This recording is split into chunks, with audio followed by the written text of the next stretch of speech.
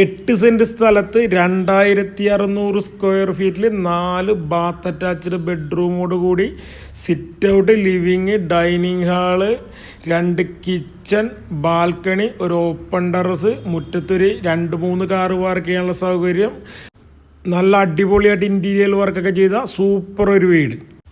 തൊട്ടടുത്തായി school, church, hospital, super market, കേരളത്തിലെ എല്ലാ ബാങ്കുകളുടെയും ബ്രാഞ്ചുകളുള്ള ഏറ്റവും കൂടുതൽ NRIs താമസിക്കുന്ന പത്തനംതിട്ട ജില്ലയിലെ കുമ്പനാട് ജംഗ്ഷന് 75 മീറ്റർ, വെറും 75 മീറ്റർ ഉള്ളിലായിട്ടാണ് ഈ പുതിയ വീട് വിൽക്കാനിട്ടിരിക്കുന്നത്.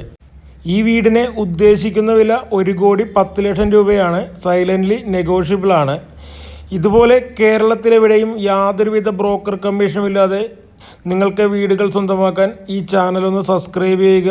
ഡിസ്പ്ലേയിൽ കാണുന്ന നമ്പറിൽ ബന്ധപ്പെടുക. ഈ വീട് ഇഷ്ടമായാൽ ഒന്ന് ലൈക്ക് ചെയ്യുക. ഇനി നമുക്ക് ഈ വീടിൻ്റെ വിശേഷങ്ങളെല്ലാം കണ്ടിട്ട് വന്ന് ബാക്കി പറയാം.